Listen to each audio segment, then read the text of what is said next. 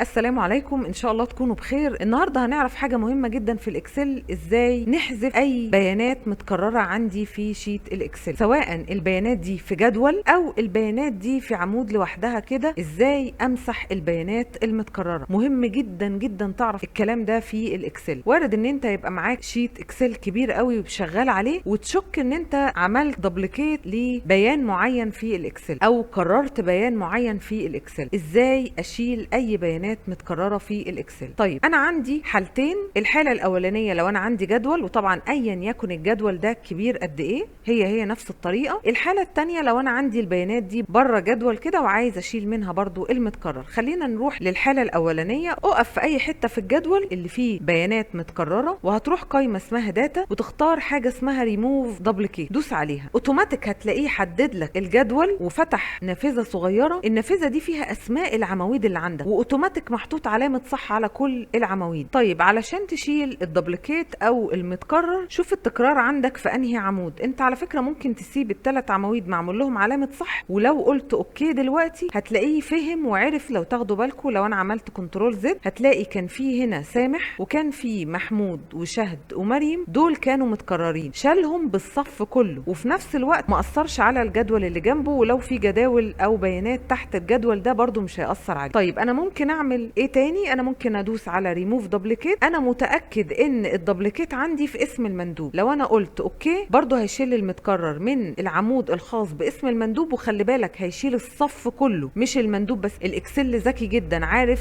ان الصف ده كله مرتبط ببعض، ما ينفعش يشيل اسم المندوب ويسيب الباقي. طبعا هو هنا بيقول لك الصفوف اللي مش متكرره 6، وانا شلت لك بقيه الصفوف المتكرره اللي هم كانوا 4. هقول له اوكي، خلاص كده انا شلت المتكرر. طيب لو عملنا كنترول زد ورجعنا تاني واحنا واقفين في الجدول في اي حته ودوسنا على ريموف دبليكيت، هتلاقي هنا في علامه الصح. طيب معنى علامه الصح دي ان لو الجدول عندك فيه هيدر اللي هو اسماء العواميد، يبقى هتسيب علامه الصح دي موجوده. انما لو انا شلت علامه الصح دي مش هيعتبر ان ده راس الجدول وهيدخله جوه الجدول، وده مش صح. طبعا انا المفروض احط علامه صح هنا، اقول له انا في عندي هيدر للجدول اللي هو اسماء العواميد. تعالوا نقول اوكي علشان نشيل الدبليكيت. طيب الحاله الثانيه لو انا عندي بيانات، البيانات دي بره الجدول، لو البيانات دي متسطره كده ومتظبطه ممكن ما تحددش. خلينا نقف في اي مكان كده وهقول له ريموف دبليكيت. الاكسل فهم ان ده جدول من غير هيدر فشال علامه الصح، واوتوماتيك عرف ان احنا عايزين نشيل الدبليكيت من العمود اللي اسمه ال. انا هقول له اوكي، هيقول لي برضو انا شلت لك 4 قيم وعندك 6 قيم بس هما اللي مش متكررين. هقول له اوكي، يبقى انا كده شلت المتكرر سواء في بيانات بره جدول او في بيانات جوه جدول. سواء انت حددت او وقفت بس الاكسل هيفهم وهيشتغل معاك. لو لقيت في مشكله في النقطه دي، حدد الجدول اللي انت عايز تعمل له ريموف دبليكيت او حدد النطاق اللي انت عايز تشتغل عليه ريموف دبليكيت. مسح المتكرر في الاكسل من الحاجات المهمه جدا ولازم تبقى عارفها. مهم جدا جدا تطبق في الاكسل، لو ما طبقتش هتنسى كل اللي انت بتتعلمه. حاول تطبق اول باول وبلغني في التعليقات انك طبقت ومفيش اي مشكله قابلتك. ولو في اي مشكله قابلتك اكتب لي في التعليقات. يا رب تكونوا استفدتوا من الفيديو. لو استفدت من الفيديو ما تنساش تعمل لايك وشير علشان غيرك يستفيد. كمان لو لسه ما اشتركتش في القناه اشترك في القناه وفعل الجرس علشان يجيلك كل جديد.